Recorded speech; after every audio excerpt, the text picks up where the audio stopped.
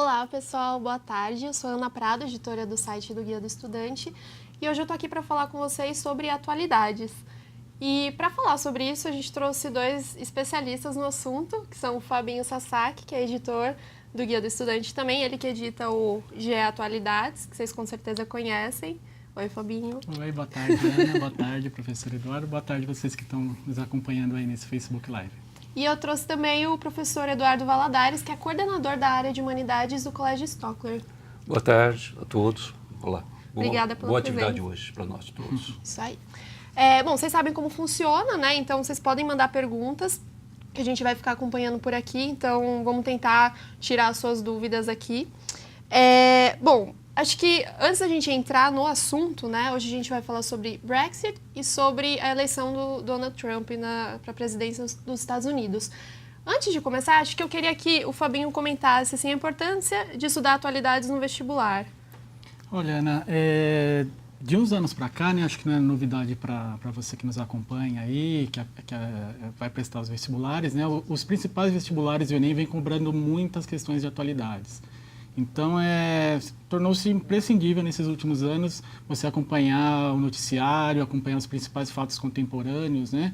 E principalmente para você que vai prestar um vestibular muito concorrido, como a FUVEST, a Unicamp, por exemplo, o próprio Enem, às vezes uma questão de atualidades que você consiga resolver, você já deixa centenas de candidatos para trás, né? Então, o estudo de atualidades acaba sendo fundamental, né? E, além disso, além de questões, né, que tratam diretamente de atualidades, tem a questão da redação também, né? Então, a leitura constante de sites, do noticiário de modo geral, vai te dar, ampliar o seu repertório, né? Você vai ter uma argumentação mais consistente, vai conseguir trabalhar e escrever diferentes temas, né? Então, por isso que, hoje em dia, você que se prepara para o vestibular, além, tudo bem, vai estudar química, física, biologia, vai estudar tudo, mas não dá para deixar de lado atualidades também. Muito bem. E a gente sabe que ficar em dia com atualidades é uma coisa difícil até pra gente que é jornalista, né? Muita coisa acontecendo, são muitas visões diferentes sobre o mesmo assunto, né? E, professor, que dica que você daria para os estudantes não enlouquecerem nessa fase? Bom, em primeiro lugar, confiar em sites ou fontes seguras.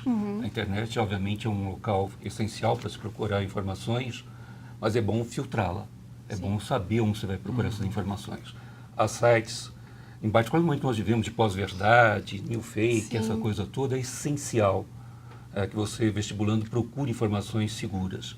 Em sites seguros, em fontes jornalísticas seguras, em revistas seguras, enfim, não pegue a primeira informação. O Facebook não é exatamente um lugar apropriado para se preparar para um vestibular, por razões óbvias. O discurso de ódio toma conta das redes sociais e uma certa capacidade de reflexão foi abandonada. Eu acho que, insisto, vestibulando, quer se preparar para o vestibular, eu vou mais além disso. A atualidade é tão importante hoje como qualquer outra disciplina. O peso dela no vestibular é tão significativo pelos motivos que você apresentou, tanto para a redação como a prova em si.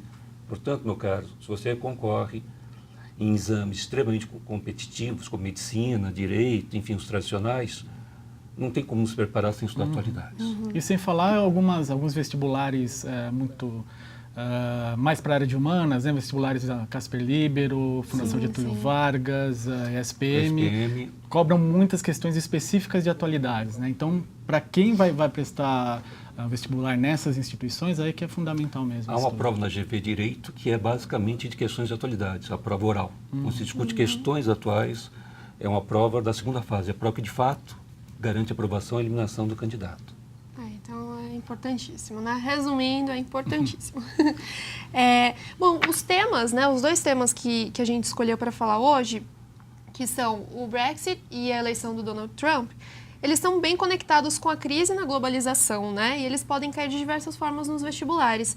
Antes da gente entrar em detalhes, será que vocês podiam dar uma resumida sobre o que é o Brexit e quais são os fatores sociais e econômicos que estavam em jogo durante o plebiscito no ano passado?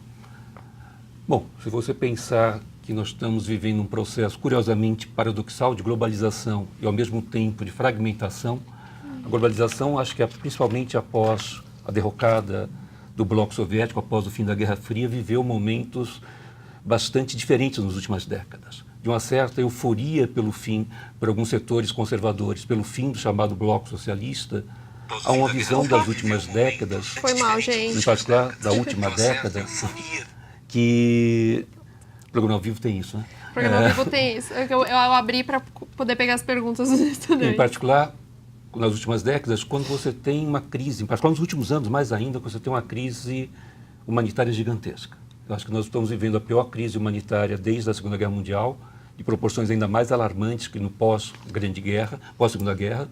Pós-Segunda Guerra você tem milhões de pessoas deslocando após o final do conflito. Hoje, nós temos uma crise gigantesca que atinge 65 milhões de pessoas, ou 125 milhões, segundo alguns dados distintos, que fogem por dois motivos básicos. E é bom frisá-los, por questões de guerra civil, de guerras civis nos seus respectivos locais, por questões climáticas. É um dado fundamental a gente destacar a questão climática como um fator essencial na atual crise dos refugiados.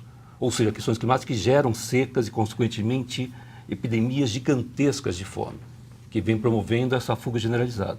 No caso da União Europeia, é bom lembrar que a União Europeia é resultado direto da Segunda Guerra Mundial. O século XX foi marcado por dois grandes conflitos, que alguns tratam até como continuação um do outro. A Segunda Guerra seria, de certa forma, a continuação da primeira, em vários aspectos. Mas a destruição causada pela guerra, que começa na Europa. Vamos lembrar que a Segunda Guerra é uma guerra iniciada com a invasão da Polônia, com os conflitos europeus.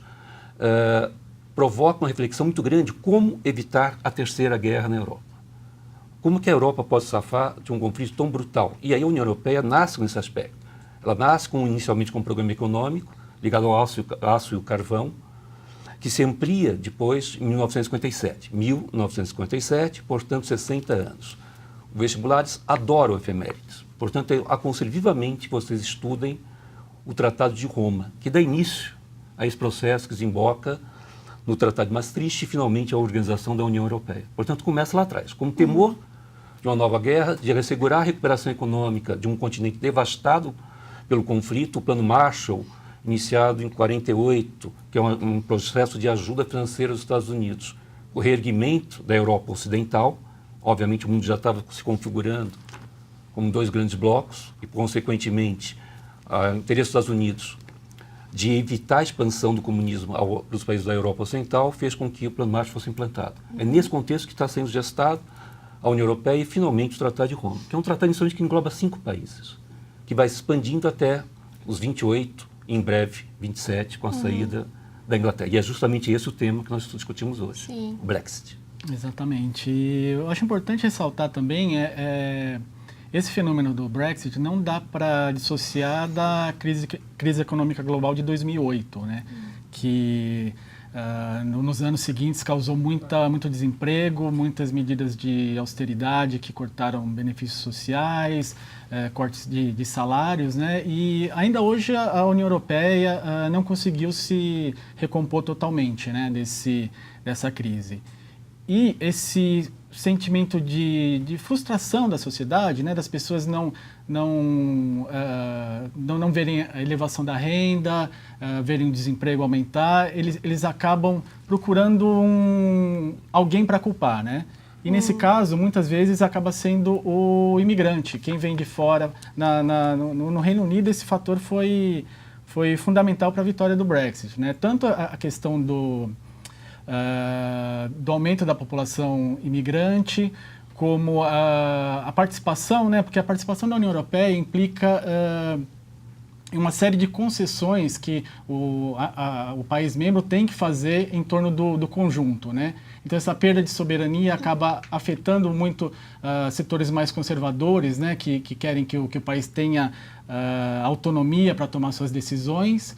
E também o fato do Reino Unido, por ser uma das maiores economias da União Europeia, ter que socorrer países mais periféricos do bloco, como Grécia, Espanha, Portugal, Itália. E todo esse sentimento acabou alimentando uma percepção em grande parcela da população de que, poxa, será que a gente está ganhando permanecendo na União Europeia, ou se a gente sair do bloco as coisas vão melhorar, né? Isso esse sentimento acabou sendo usado politicamente pelo primeiro-ministro David Cameron nas eleições de 2015, né? Ele chegou a prometer que colocaria essa decisão da permanência, né, do Reino Unido na União Europeia em votação pública, em referendo.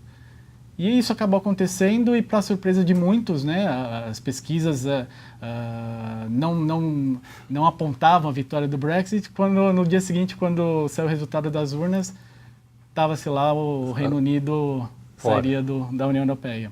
Então tem essas questões, né? Voltando à pergunta, né, as questões envolvendo questões sociais, né, tem muito a ver com o aumento da população imigrante e questões políticas também, né, como o primeiro-ministro David Cameron capitalizou esse sentimento para se eleger, para eleger o seu partido, né, manter o Partido Conservador no poder e usou esse referendo como arma política e no final das contas o resultado a gente conhece agora. Fábio, é bom lembrar que o Partido Conservador se dividiu entre favoráveis e os eurocéticos, né? Os que defendiam a saída, pela metade. Alguns ministros do próprio governo conservador foram favoráveis ao não, à saia da União Europeia. Só recordando, além dos fatos de indicação de filmes, livros, sites, vejam filmes, meus caros, minhas caras. É uma boa dica. Daniel Blake, é um belíssimo filme, ganhador do Festival de Cannes o ano passado. É um filme que lá no Colégio Tóquio a gente passou para discutir essa questão de imigração, da crise do estado de bem-estar social, que eu aconselho vivamente que vocês o assistam. Tanto para discutir um ponto que o Fábio levantou, a pressão sobre o estado de bem-estar social que vem enfrentando dificuldades nas últimas décadas. O estado de bem-estar social, o estado de previdência, que tem na Inglaterra nos seus modelos principais, a partir do pós-guerra, pós-Segunda Guerra Mundial, vem sofrendo seguidas crises. E aí, insisto, alguns filmes são bem interessantes, e o Daniel Blake é um deles, que eu aconselho que vocês o vejam. Muito bom. Lembrando, né, que não sei se vocês viram, a FUVEST de 2017 teve uma questão que até o Eduardo já falou, que pedia para o candidato comentar sobre em qual contexto a União Europeia surgiu, né, professor? Acho que tá bem explicado isso. É uma boa dar uma olhada em provas antigas, ver como que elas abordam essas questões também. E agora, de que forma que o Brexit altera as relações entre os países europeus? O que o estudante precisa saber sobre isso? Como altera? Na verdade não se sabe, é muito recente para saber. A entrega da carta de saída foi agora, final de março, onde a primeira-ministra, Cameron, em função da derrota da sua postura, é bom lembrar, renunciou, dando início a um novo governo conservador, da Theresa May. Enfim, de qualquer maneira, é bom lembrar que ainda é muito recente para saber as consequências econômicas imediatas, logo após o 23 de junho do ano passado, a libra esterlina desabou. Teve as bolsas, em particular as inglesas, sofreram violentos baques. Me parece impossível, metade das exportações do Reino Unido são para a União Europeia. Me parece que vão ser feitos acordos, não interessa nem à União Europeia, nem ao Reino Unido, ao governo de Londres, uma separação abrupta, um total rompimento econômico com a Europa. Eu acho que eles vão se encontrar rearranjos que não provocarão, na minha opinião, grandes problemas. Embora, repito, seja muito cedo para prever o futuro, eu sou historiador e não futurólogo, portanto eu tenho dificuldade de lidar com previsões. O que eu acho, bem na linha do que você disse, o que eu acho que vale a pena ressaltar, é que a União Europeia, uma dos mecanismos que mantém a União Europeia é a zona de livre comércio, né? E é justamente isso que vai depender essa integração, né? De que forma o Reino Unido vai conseguir negociar a sua saída do bloco, mas mantendo alguns mecanismos de livre comércio, né? Muito, na época do Brexit, muito se mencionou o acordo que a Noruega, que não faz parte da União Europeia, tem com a União Europeia. Um acordo de... não faço parte do bloco, mas eu tenho aqui alguns acordos de tarifas de importação menores, permitir mais essa troca de comércio. E aí, como você bem falou, é isso. Acho que não é interessante para nenhum dos dois lados perder esse fluxo comercial, né? Sim. Bom, não dá para saber ainda, mas é uma dúvida bem recorrente. O que pode acontecer nas relações entre o Reino Unido e o Brasil? O Brexit altera de alguma forma isso? Talvez piore a situação de brasileiros que vivam hoje no Reino Unido. Talvez torne mais complicado, já que há uma tendência associada ao Brexit, que é o combate àquele que é o outro, ao estrangeiro, um avanço da xenofobia não só lá, mas enfim, na Europa inteira. Em breve teremos eleições na França e o Partido da Frente Nacional é um dos favoritos, com a Marine Le Pen. Assusta hoje a extrema-direita, não só na França, mas em outros países como a Holanda, a Áustria, enfim, há um avanço da extrema-direita no geral na Europa, com um discurso nacionalista, extremamente xenófobo, extremamente racista. A xenofobia se aproxima muito do racismo. Xenofobia é a ideia de aversão aos estrangeiros, que se confunde, no caso da Inglaterra e de alguns países europeus, também com a islamofobia. Então, é preocupante, sim. Em relação ao Brasil, eu não creio grandes problemas comerciais. Já como o Fábio bem lembrou, os acordos de livre comércio, questões tarifárias se resolvem em outras estruturas. Há quem diga que a saída do Reino Unido o Reino Unido negociando separadamente da União Europeia pode ser benéfico para acordos bilaterais com o Brasil, com o próprio Mercosul, né? Então, mas como a gente falou anteriormente, é muito recente muito ainda. recente, O que né? acho que talvez se torne preocupante para brasileiros que vivam hoje em situação irregular na Inglaterra. Os controles contra os imigrantes devem se apertar cada vez mais. Já é uma política do Partido Conservador, deve se ampliar ainda mais. Certo. É também do Partido Trabalhista, é bom lembrar, no caso da Inglaterra, os dois partidos. Bom, a próxima pergunta, acho que vocês tocaram em vários pontos, queria saber se vocês querem completar. O Brexit, ele está bem conectado à crise de refugiados, como vocês já falaram. E quais seriam as implicações éticas e políticas relacionadas a esse tema que fizeram com que o Reino Unido quisesse sair da União Europeia, assim, reforçando... Eu queria puxar um pouco para a questão de filosofia, para o campo da filosofia, para a questão de um conceito ligado à questão da tolerância e intolerância, que é uma questão extremamente importante para discutir a crise dos refugiados. Isso vale, obviamente, não só para questões Brexit, mas vale para toda a questão que envolva hoje a crise dos refugiados. É bom lembrar que a modernidade nasce com as revoluções liberais dos séculos 8 e 19, propondo liberdade, igualdade, e o terceiro elemento da tríade, é bom recordarmos, era a fraternidade, que é o princípio da solidariedade. Solidariedade é essa que nos torna humanos, que nos torna distintos da barbárie, que nos impede a barbárie, que diferencia a civilização da barbárie. Ora, quando você diz claramente, dane-se refugiados, o problema é de vocês, nós estamos rompendo com esse princípio que inaugurou a modernidade, da fraternidade, da solidariedade entre os povos, da discussão sobre o que é ser humano, o que nos torna ser humano. Esse princípio é importante. Eu gosto muito da discussão sobre a tolerância, porque quando eu estabeleço o que eu irei tolerar, é fundamental que eu estabeleça o que eu não irei tolerar, o que é para mim intolerável, o que é para mim impossível aceitar. Me parece impossível aceitar, de maneira tranquila e calma, o sofrimento de milhões de pessoas, pelos mais variados motivos. Isso rompe com o conceito que nós temos de modernidade, o conceito ético. A ética se baseia, evidentemente, na capacidade do ser humano de agir racionalmente. Me parece que as reações contra o imigrante são totalmente irracionais e estão no campo do discurso do ódio, e não no discurso da racionalidade. Portanto, já saímos um campo perigoso que é muito bem manipulado pelos grupos de extrema-direita, em todos os cantos, inclusive aqui no Brasil, do ódio. O ódio ao outro, aquele que não é igual a mim, aquele que não sou eu. Eu gosto muito de um filósofo, que é um matemático também, o Pascal, que no século XVII dizia: o que diferencia um herói de um criminoso, de um homicida? O lado que eu me encontro do rio. Se eu mato alguém do meu lado do rio, eu me torno um assassino, um homicida. Se eu mato alguém do outro lado do rio, posso me tornar um herói. É necessário ir além dessas fronteiras artificiais. Na verdade, toda fronteira é artificial. Toda construção de nacionalidade, seja ela no caso a inglesa ou qualquer outra, é um construto histórico, é uma construção histórica. Portanto, me parece que é fundamental nesse momento de discurso do ódio recuperar uma fala do Saramago, que diz claramente num certo momento, tolerar, lembra, tolerar é uma palavra curiosa, que a gente defende a tolerância, mas tolerar, se a gente for perceber, olha a minha posição, eu, Eduardo Valadares, tolero o Fábio, olha a minha posição de superioridade, olha a posição absurda a palavra tolerar. O Saramago nos alerta, tolerar é pouco.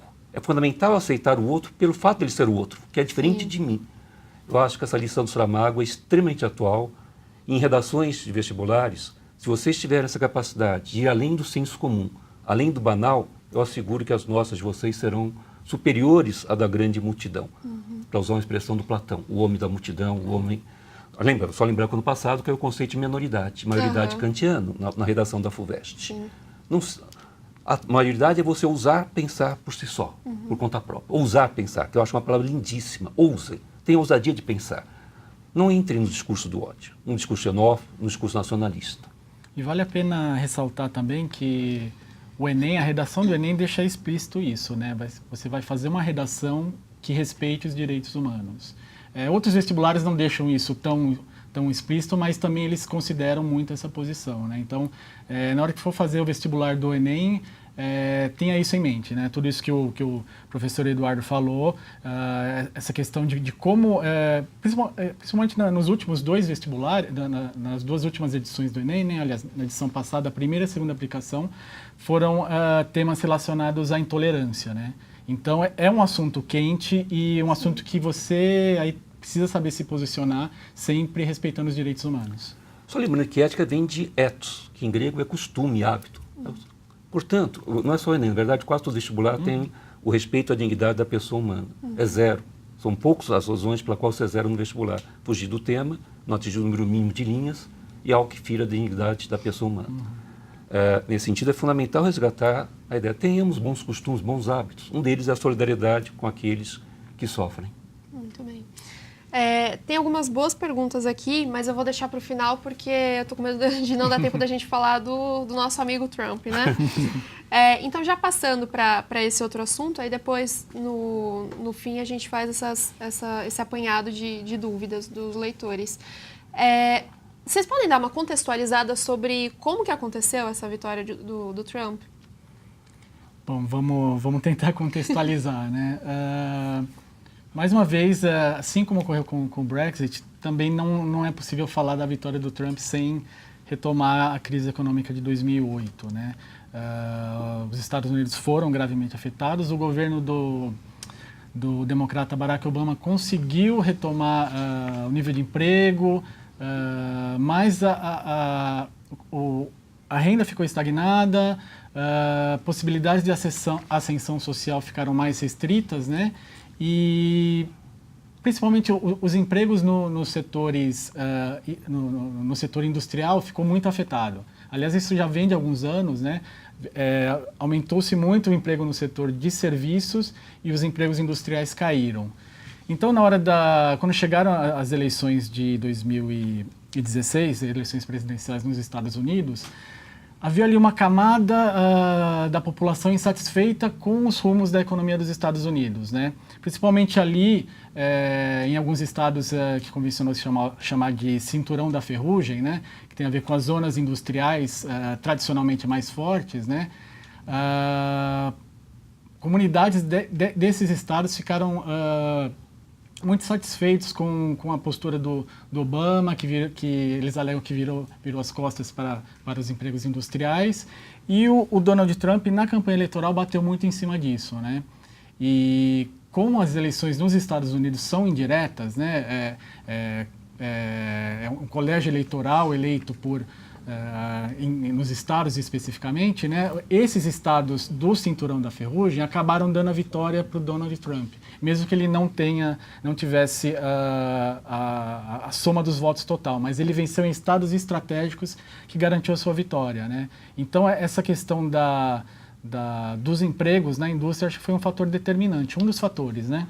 É bom lembrar que o cinturão da ferrugem, que o Fábio se refere, são as regiões sucateadas da indústria norte-americana. Setores que não se tornaram competitivos com a globalização e que, evidentemente, afetaram a crise de empregos. Sim, eu acho que tem a questão disso, mas tem um discurso nacionalista também presente na campanha do Trump, que é muito forte, e também xenófobo. No caso, a construção do muro. Sim. Uma plataforma de campanha que todo mundo achava que era algo muito mais um discurso absurdo de alguém que vem da TV, que vem do meio empresarial. O Trump vem assustando porque ele vem cumprindo as promessas de campanha, ou vem tentando cumpri-las. Ele encontra resistência, obviamente, já que a eleição foi extremamente apertada. Como o Fábio bem lembrou, a eleição dos Estados Unidos não é direta, é por meio de um colégio eleitoral. Ele ganha no colégio eleitoral, mas perde na quantidade total de votos. Foi a 5ª vez que isso acontece na história das eleições dos pleitos presidenciais nos Estados Unidos. E como diz a lei, ele foi, seguindo a norma do colégio eleitoral, ele foi empossado agora em janeiro. É assustador, sim, a ideia também dos eleitores de Trump aceitarem o discurso, vamos retomar a grandeza dos Estados Unidos, da América, que é o discurso... America First. Né? América primeiro, que é muito parecido com o discurso do Brexit, dos defensores do Brexit. a Grã-Bretanha primeiro. Esse é o discurso, a palavra de ordem quase que a mesma, mudando apenas o nome do país.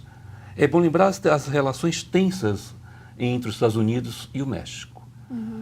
O NAFTA de 1994, esse acordo de livre comércio, que nunca chegou ao grau da União Europeia, é bom lembrar, nem da Comunidade Econômica Europeia, que antecede a UE, a União Europeia, era um acordo basicamente de circulação de mercadorias, nunca foi de pessoas. Canadá, México e Estados Unidos, ao firmar o NAFTA, assinaram o NAFTA, em 94, estabeleceram basicamente acordos de circulação de mercadorias, que hoje, é bom lembrar, o Trump ameaça romper.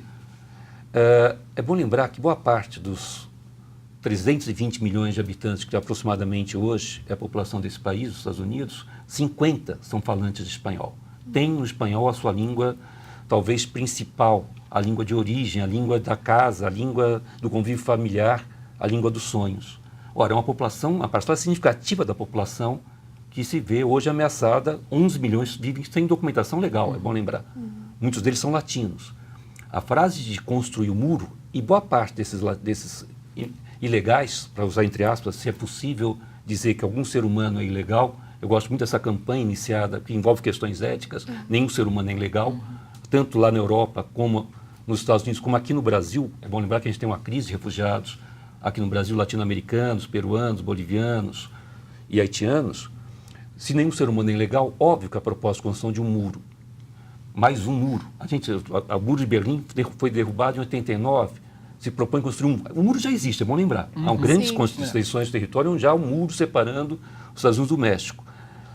Eu lembro que esse país perdeu, o México perdeu, na guerra de 1846 a 48, há uma guerra entre Estados Unidos e México, que começou com a crise do Texas. O Texas era um estado, pertencia ao território mexicano e foi tomado em 36, foi declarado um país independente. O Texas é o único estado americano que nasce como nação e depois pede sua incorporação aos Estados Unidos em 45. Quando o Congresso norte-americano aceita a incorporação do Texas, em 45, explode a guerra de 46 e 48. O México, obviamente, tomou uma lavada. A cidade do México foi invadida por tropas dos Estados Unidos e esse país foi criado um governo pelos Estados Unidos, mexicano, um governo interino, que assinou o Tratado Guadalupe-Hidalgo, onde o México perde mais da metade do seu território. Portanto, o território hoje onde o Trump planeja expulsar os latinos era território mexicano até o século XIX.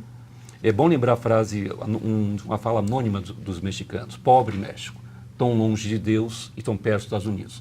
Infelizmente, os mexicanos agora tão perto de Trump. Eu só queria mostrar aqui, complementando a fala do professor, aqui no nosso guia de atualidades, né, a gente preparou um dossiê sobre a eleição do Trump, o Brexit e a globalização, né, de que forma esses eventos afetam a globalização. E falando do muro, né, que de fato o muro já existe, né, ele vai ser expandido. Aqui tem uma foto aqui, não sei se dá para fechar. Essa aqui. Isso aqui já é parte de uma barreira que existe separando Estados Unidos e México, né? Então isso vai ser ampliado segundo a determinação do Trump, né? Mas vamos ver até que ponto essas promessas vão ser cumpridas, né? A princípio ele parece que vai dar cabo dessas promessas, sim. Tá? Muito bem. Gente, rendeu muito o assunto aqui, a gente precisa terminar. Só para não dizer que nós não respondemos perguntas de leitores, eu acho que sempre vem essa dúvida. E o Sérgio Pilelli perguntou se existe a chance de o Brexit impulsionar outros países a saírem da União Europeia. Sim. Até a gente vai ter eleição na França no final do mês, né? Uma das candidatas, a Marine Le Pen, a princípio ela afirmou que, se eleita, ela quer renegociar condições para permanecer na União Europeia, né? E se não for atendidas essas condições, ela promete fazer como o Reino Unido e estabelecer um referendo para decidir se a França deve ou não continuar na União Europeia, né? E outros países, né? A gente vê a Hungria também com um movimento bem anti-europeu forte, a Áustria. Então, é por isso que além do fato por si só do Reino Unido sair da União Europeia, carrega um simbolismo muito forte, né? Porque é um país, um dos pilares aí da União Europeia, apesar de não participar da zona do euro, né? Mas é uma das principais economias da União Europeia. O fato desse país se propor sair pode acabar mexendo com outros países e outras populações, né? O cara que está lá na França, pô, mas o Reino Unido está saindo e tal, será que não é uma boa a gente sair também? Então pode criar esse efeito dominó que aí, no caso, por exemplo, da saída da França, por exemplo, é uma hipótese, colocaria em risco a própria existência da União Europeia. Né? Sim. Eu acho que há uma diferença entre a Inglaterra tem uma particularidade muito grande, que os ingleses nunca se sentiram exatamente europeus. Aquela arrogância que vem desde o século XIX, da era vitoriana, o auge do imperialismo britânico. Tem uma frase que surgiu no jornalismo nos anos 60, que era aquele humor britânico. Um grande nevoeiro, uma grande tempestade caiu sobre o Canal da Mancha. Os ingleses chamam de canal em inglês, é bom lembrar. Não é o mesmo canal, mas eles chamam de canal em inglês. E aí o jornal Times de Londres publicou a seguinte manchete: a Europa está isolada. Isso é emblemático do como esse povo se vê. Nós somos separados. A Europa está isolada. Não é que eles, ingleses, estavam isolados. A Europa é que se encontrava isolada. Portanto, eu acho que, obviamente, de todos os países, talvez alguns do leste europeu, mais recentemente, a Inglaterra tinha esse sentimento anti-europeu muito mais consolidado. Sim. Bom, gente, infelizmente a gente vai ter que terminar, mas acho que a conversa foi incrível, acho que a gente pode retomar esse assunto, né, mais pra frente. Tem um bom tempo aí até as provas vestibular, até o Enem, a gente ainda pode conversar bastante sobre isso. Vamos tentar responder as dúvidas de vocês depois, a gente pode fazer um texto ou gravar um vídeo, enfim, a gente tá com elas guardadas e a gente vai ajudar vocês nisso. Então, obrigada, pessoal. Obrigada, Fabinho. Obrigada, Eduardo. Obrigado, professor. E até a próxima.